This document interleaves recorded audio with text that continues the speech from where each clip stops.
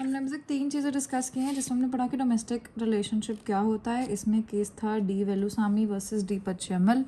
उसके बाद हमने इसमें एक और केस पढ़ा, that was regarding domestic relationship between same sex partners. This was about same sex partners का domestic relationship in the case of Indira Sharma versus V K Sharma. उसके बाद हमने केस पढ़ा रिस्पोंडेंट में, रिस्पोंडेंट कहाँ गए मैंने टोक्यो में। हमने वो केस पढ़ा संध्या वानखेड़े वर्सेस मनोज वानखेड़े। उसके बाद अग्रीव्ड पर्सन के बारे में पढ़ा, ओहो we how can we forget this case, Hiral P Harsora versus Kusum Harsora. ये हमने पढ़ा था कि अडल्ट मेल स्ट्रक डाउन करके एनी पर्सन कर दिया। फिर अग्रीव्ड पर्सन 2A में है, डोमेस्टिक वायलेंस सेक्शन 3 में है, जिसमें हम पढ़ते हैं physical abuse, sexual abuse, emotional verbal abuse and economic abuse. Economic abuse में अगर आप उसको डिप्राइव कर देते हैं, डिस्पोजल या एलिनेट कर देते हैं, या प्रोहिबिट या रिस्ट्रिक्शन करते हैं उसके एक्सेस का, शेयर्ड हाउस होल्ड में अब्यूज़ को बेनिफिट्स मिले हुए, तो आप उसको इकोनॉमिकली अब्यूज़ कर रहे हैं। आगे चलते हैं अग्रीव्ड पर्सन को, आगे चलते हैं। अब क्वेश्चन इसमें से खुद से फ्रेम करेंगे और ये कंटेंट पढ़ेंगे। तो इसमें गिवन है powers and duties of protection officers. So we are talking about protection and service, protection officers and service providers. उसके बाद we will come to procedure for obtaining orders. Orders obtain करने के लिए 5 तरह के जो होते हैं orders, protection order, maternity, custody, compensation, PRM, CUC वो वाला करेंगे, रेजिडेंस ऑर्डर, मॉनेटरी रिलीफ्स, ये सब portion we will do and then it will be all done. Custody orders, compensation orders, interim ex parte orders also can be done and then finally the jurisdiction. इसमें case दे रखा है, ये सब करेंगे। Okay, first of all let us talk about powers and duties of protection officers. So section 4 में given है कि किसी भी पर्सन के पास अगर रीज़न टू बिलीव है कि इस घर में डोमेस्टिक वायलेंस हो रहा है, तो उसको इंफॉर्मेशन देने के लिए लाइबिलिटी नहीं करेंगे। ओके, लाइबिलिटी नहीं ठहराएंगे, चाहे वो क्रिमिनल हो या सिविल हो, कोई भी लाइबिलिटी नहीं होगी। Shall be incurred by any person in good faith. अगर मैंने जाके गुड फेथ में इंफॉर्मेशन दी है कि इस घर में ऐसे ऐसे हो रहा है, तो लाइबल नहीं होगा। ये गिवन है सेक्शन 4 में। Duties of police officers, service providers and magistrate. Section 5 में क्या गिवन है कि इनकी ड्यूटीज़ क्या क्या होती हैं, कि इनको अवेलेबिलिटी ऑफ सर्विसेज करनी है, right to free legal services होना चाहिए, कंप्लेन फाइल करने के लिए भी इनके पास राइट होता है, एप्लीकेशन भी करवा सकते हैं लोग, एप्लीकेशन करना है इनको तो उसके लिए भी इनके पास राइट होता है। तो ये सब इनके राइट्स हैं। It provides police officers, protection officers, service providers और magistrate who has received a complaint of domestic violence और इज़ अदरवाइज प्रेजेंट, जो प्रेजेंट है डोमेस्टिक वायलेंस के इंसिडेंट पर, तो फिर उसको अगर कुछ भी रिपोर्ट किया जाता है तो वो अग्रीव पर्सन को इन्फॉर्म करेगा कि मैडम आपके अग्रीव पर्सन को, कोई भी वुमेन होती है 2A में, कि आपके पास राइट है, एप्लीकेशन आप फाइल कर सकते हो ये सब रिलीफ मांगने के लिए, PRM CUC। Okay, so protection, residence, monetary, CU is custody, C is compensation, PRM CUC of the availability of services of service providers, of the availability of services of the protection officers। आपके पास आप application कर सकते हो, ये सब inform करेंगे। First of all हम लिखेंगे सेक्शन 4 में है कि कोई भी नो लाइबिलिटी, जो भी गुड फेथ में कर रहा है ना, गुड फेथ में जाके अगर कोई कर रहा है तो नो लाइबिलिटी, सिविल फॉर्म में या क्रिमिनल फॉर्म में कोई भी लाइबिलिटी नहीं होगी उस पर्सन की जो इन्फॉर्म कर रहा है अबाउट डोमेस्टिक वायलेंस के एक्ट हो रहा है यहाँ पे इस घर में। सेक्शन 5 में गिवन है कि ड्यूटी क्या होती है इन सब की, प्रोटेक्शन ऑफिसर की, सर्विस प्रोवाइडर की, मैजिस्ट्रेट की, कि जब भी इनके पास कोई इन्फॉर्मेशन आएगी ये इन्फॉर्म करेंगे, inform aggrieved person of her right to application for relief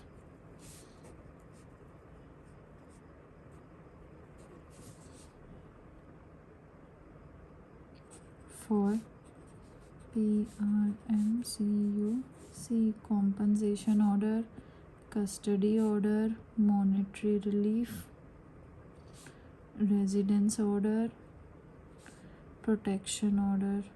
ये जो 5 तरह के ऑर्डर्स हैं 18, 19, 20, 21, 22, ये जो सेक्शंस हैं इनमें ये जो 5 तरह के ऑर्डर्स हैं इनके लिए इन्फॉर्म करेंगे। आप इनके लिए अप्लाई कर सकते हो, एप्लीकेशन कर सकते हो। फिर उसके बाद आप सर्विस प्रोवाइडर की सर्विस अवेल कर सकते हो, आप प्रोटेक्शन ऑफिसर की सर्विस अवेल कर सकते हो। आपके पास फ्री लीगल, वो कितने सारे बेनिफिट्स दे रहे हैं लोग।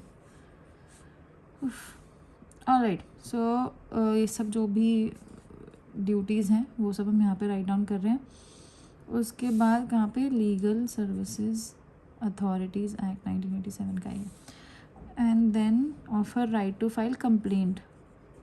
कंप्लेंट फाइल करने का राइट है अग्रीव पर्सन के पास, वो बताएंगे, या अगर याद रह जाए तो कर लेते हैं 498A IPC में।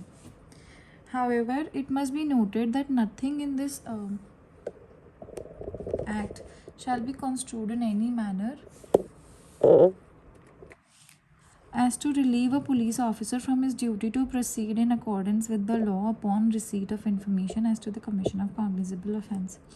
Duties of shelter homes and medical facilities, ये सब चीज़ें प्रोवाइड करनी है। सेक्शन 6 में दे रखा है कि अग्रीव पर्सन चाहे वो प्रोटेक्शन ऑफिसर के बिहाफ पे या सर्विस प्रोवाइडर के बिहाफ पे जब वो रिक्वेस्ट करे कि उसको शेल्टर होम देना है, कि मुझे शेल्टर होम दो, फॉर एग्जांपल वो कहती है अग्रीव्ड पर्सन, तो उसको शेल्टर होम दे देंगे।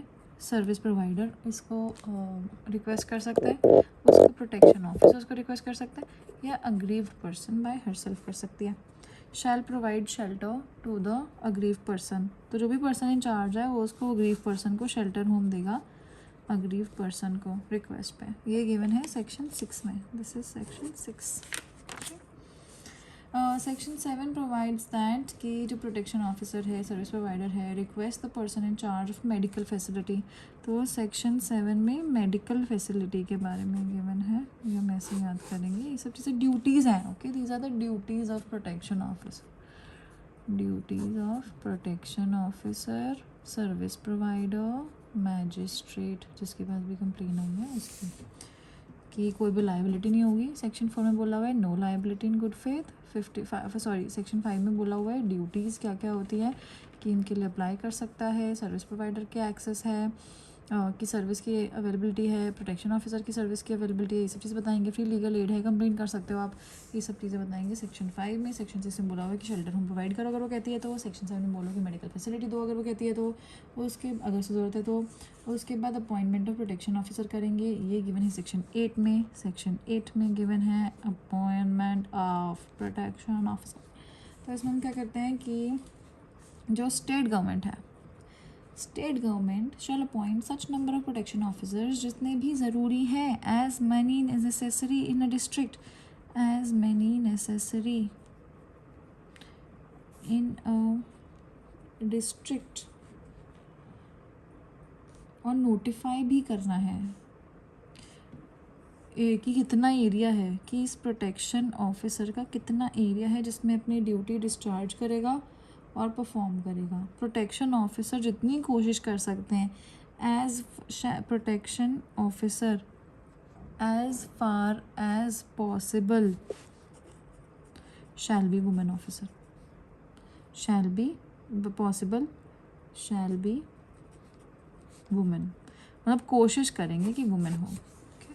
ये बता दिया अपॉइंटमेंट की स्टेट गवर्नमेंट। हमने इसमें पढ़ा सेक्शन 4, सेक्शन 5। सेक्शन 4 में no liability in good faith अगर इन्फॉर्म किया है तो। सेक्शन 5 में बोला है कि ड्यूटीज़ क्या क्या होती हैं आप उनको बताओगे। ये जो है 3 लोग ये अग्रीव पर्सन को बताएंगे कि आपके पास ये सब ड्यूटीज़ हैं, ये सब अवेलेबिलिटी है। फिर शेल्टर होम के बारे में गिवन सेक्शन 6 में। सेक्शन 7 में गिवन है मेडिकल फैसिलिटी, और ये जो सेक्शन 8 है इसमें गिवन अपॉइंटमेंट, इस पर स्टेट गवर्नमेंट अपॉइंट करेगी एज मैनी नेसेसरी, जितने कर सकती है जितने ज़रूरी है, उनका एरिया भी जिसमें वो प्रैक्टिस करेंगे या ड्यूटी अपनी डिस्चार्ज करेंगे वो भी इन्फॉर्म करेगी। प्रोटेक्शन ऑफिसर कोशिश करेंगे कि हमारी कोई वुमन हो जिससे वुमन कंफर्टेबल हो। आगे जाते हैं ड्यूटीज़ एंड फंक्शंस करते हैं प्रोटेक्शन ऑफिसर के, ड्यूटीज़ एंड फंक्शन। उसके बाद आएंगे सेक्शन 10 में सर्विस प्रोवाइडर के पास। सर्विस प्रोवाइडर के बाद ड्यूटीज़ ऑफ गवर्नमेंट भी करेंगे। ड्यूटीज़ ऑफ गवर्नमेंट एक बार यहीं पे देख लें, सेक्शन 11। ड्यूटीज़ ऑफ गवर्नमेंट बड़ी सिंपल सी है, क्या करना है उसको एडवर्टाइज़ करना है। ड्यूटीज़ ऑफ गवर्नमेंट अवेयरनेस फैलानी है, सेंसिटाइजेशन करना है, कोऑर्डिनेशन बिठाना है इन सब प्रोवाइडर्स के पास, प्रोटोकॉल्स करनी है जिससे ये सब फैले वाली इन्फॉर्मेशन, स्पीडी जस्टिस मिले। यही कर लेते हैं सबसे पहले। सेक्शन 11 में गिवन है, this is 11 everybody, provisions of this act are given wide publicity. Okay, ये सब है गवर्नमेंट की ड्यूटी, वाइड पब्लिसिटी करो इसकी पब्लिक मीडिया के थ्रू। कैसे हो सकती है, प्रिंट मीडिया, टेलीविज़न, रेडियो। फिर सेंट्रल गवर्नमेंट और स्टेट गवर्नमेंट के जो ऑफिसर्स हैं, पुलिस ऑफिसर इंक्लूड करते हुए, जुडिशल सर्विसेज के मेंबर्स को इंक्लूड करते हुए, इनको पीरियोडिक सेंसिटाइजेशन कीजिए। मतलब ये वर्ड्स याद रह जाएं तो और मीन्स में आ जाए तो ये सब बहुत बढ़िया होगा। Awareness training on issues. उसके बाद इफ़ेक्टिव कोऑर्डिनेशन, मैं जो भी सर्विस प्रोवाइडर्स हैं ना उनके बीच में इफ़ेक्टिव कोऑर्डिनेशन लाओ, ऐसा कहा। उसके बाद डोमेस्टिक वायलेंस के जो भी इश्यूज़ हैं उनको एड्रेस करो। Protocols for the various ministries कि कैसे आप चलेंगे, protocols for ministries with delivery of services to women।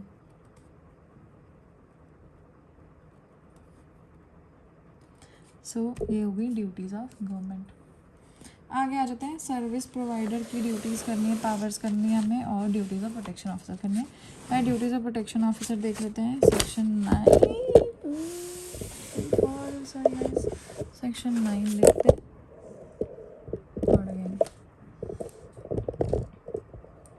ये जो सेक्शन 9 है, let us look at that. This is duties and functions of protection officer। Section 9 में बोला गया है कि जो पहला है वो है assist magistrate in discharge of functions, assist magistrate to discharge functions under this act, of course, to make domestic DIR, 2E में DIR, okay, 2E में DIR, domestic इंसिडेंट रिपोर्ट तैयार कीजिए। ये बनाने का काम होता है सच अ फॉर्म, इसमें भी प्रिस्क्राइब्ड जो भी आई है प्रिस्क्राइब्ड फॉर्मेट में, to make DIR,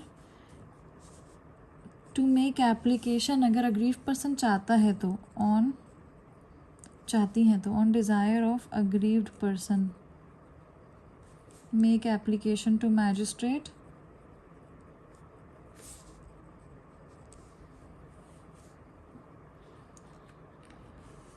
for claiming relief, for claiming relief. Fourth है टू एंश्योर कि legal aid is provided to aggrieved person, कि अग्रीव्ड पर्सन को लीगल एड पहुंच रहा है, ये चीज़ हमें इंश्योर करनी है, प्रोटेक्शन ऑफिसर को करनी है। उसके बाद फ्री ऑफ कॉस्ट अवेलेबल है, and make available free of cost the prescribed form, कि जो भी फॉर्म भरना है ना उनको फ्री ऑफ कॉस्ट अवेलेबल हो। टू मेंटेन लिस्ट ऑफ, हाँ सारे सर्विस प्रोवाइडर्स की लिस्ट मेंटेन करनी है, सर्विस प्रोवाइडर्स की list to be maintained, okay. उसके बाद लिस्ट होगी तभी तो किसी को भेज पाएंगे ना रेलिवेंट जगह पर। To make available safe shelter home, shelter home के बारे में कहाँ पढ़ा था, सेक्शन 6 में। फिर मेडिकल फैसिलिटी का आ जाएगा ना कि मेडिकली एग्जामिन करवाओ अगर ज़रूरत है तो। To get the grieved person medically examined if she has sustained bodily injuries and forward a copy of the medical report to the police station जहाँ पे डोमेस्टिक वायलेंस का जुरिस्डिक्शन है, जहाँ पे हुआ है तो मेडिकली एग्जामिन करवाओ उसको। यहाँ पे था कि सेफ शेल्टर होम प्रोवाइड करो और कॉपी को फॉरवर्ड कर दो, इसमें भी यही था मेडिकल वाला, मेडिकल एग्जामिन वाला। 8 हो जाता है कि इंश्योर मॉनेटरी रिलीफ मिल रहा है उनको, मॉनेटरी रिलीफ मिल रहा है सेक्शन 20 में है। PRM CUC इसको याद रखेंगे तो याद रहेगा, PRM CUC लिखेंगे 18, 19, 20, 21, 22। So we are talking about this, so ये आ जाएगा सेक्शन 20। So section 20। फिर आ जाते हैं मॉनेटरी रिलीफ, उसके बाद 9th में to perform duties as prescribed. तो ये सब ड्यूटीज़ हो गई। क्या क्या ड्यूटीज़ थी इनकी, बहुत ही सिंपल सी थी। असिस्ट करो मैजिस्ट्रेट को, DIR मेंटेन करो, DIR मेक करो, अग्रीव पर्सन के कहने पर एप्लीकेशन जो भी करनी है वो कर दीजिए, फ्री ऑफ कॉस्ट अवेलेबल है कि नहीं ये देखिए, सारे सर्विस प्रोवाइडर्स की लिस्ट मेंटेन करनी है, सेफ शेल्टर होम प्रोवाइड करना है और फिर उनको फॉरवर्ड करना है कॉपी को, मेडिकल एग्जामिन करवाना है अगर नीड भी। मॉनेटरी रिलीफ क्या था मॉनेटरी रिलीफ का, टू इंश्योर कि रिलीफ जो है मॉनेटरी रिलीफ वो मिल रहा है इन अकॉर्डेंस टू CRPC के अकॉर्डेंस में। कभी रीडिंग उसके लिए इम्पोर्टेंट हो तो कर लेते हैं। उसके बाद the protection officer shall be under the control and supervision of magistrate and shall perform the duties imposed on him by the magistrate and the government. So इसका है कि स्टेट गवर्नमेंट तो अपॉइंट कर रही है बट अंडर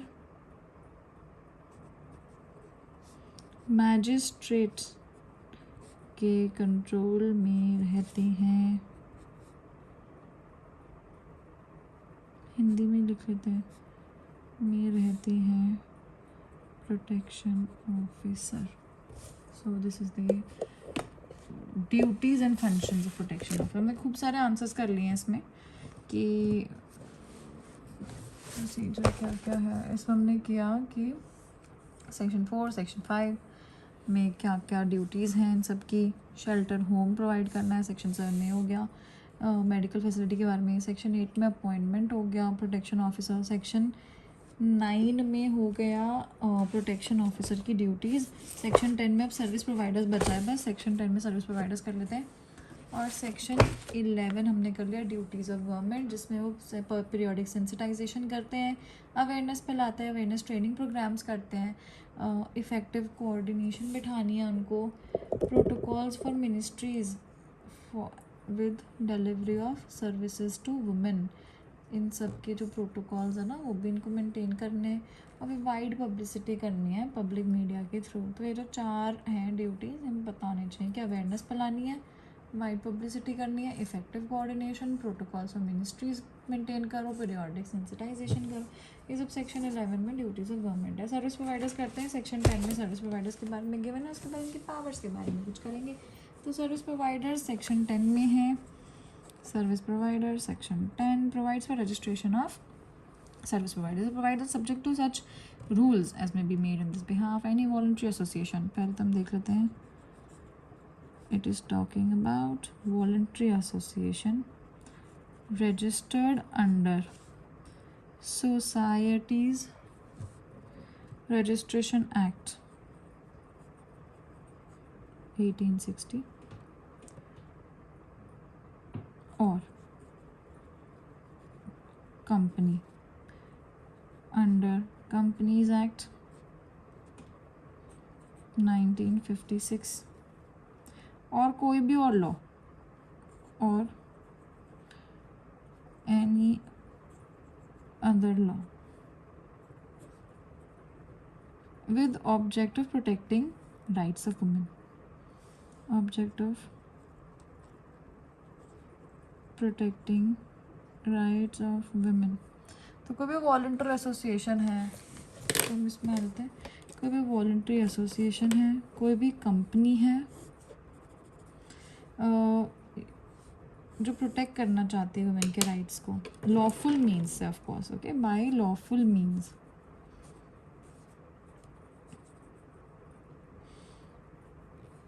क्या क्या करेगी? लीगल एड प्रोवाइड कर दी, मेडिकल, फिनेंशियल और other assistance.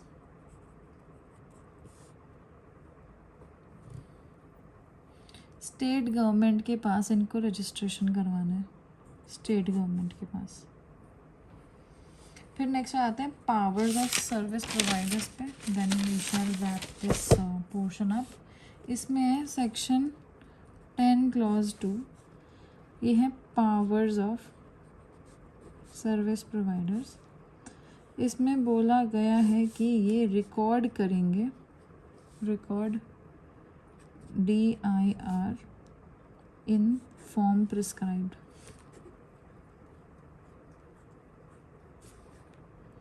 If aggrieved person desires and forward a copy to the magistrate and the protection officer having jurisdiction in the area, ये इसको बनाएंगे, रिकॉर्ड करेंगे और इसको फॉरवर्ड कर देंगे टू प्रोटेक्शन ऑफिसर और मैजिस्ट्रेट को, ओके, एंड मैजिस्ट्रेट को। फिर नेक्स्ट है अग्रीव्ड पर्सन को, ये सब ना थोड़े से इफ यूल सी थोड़ा सा ओवरलैपिंग है कि ये सेक्शन 9 में प्रोटेक्शन ऑफिसर की भी ड्यूटीज़ में कंबाइंड है, तो ये दोनों ही हेल्प कर रहे हैं, असिस्ट कर रहे हैं। Get the aggrieved person medically examined,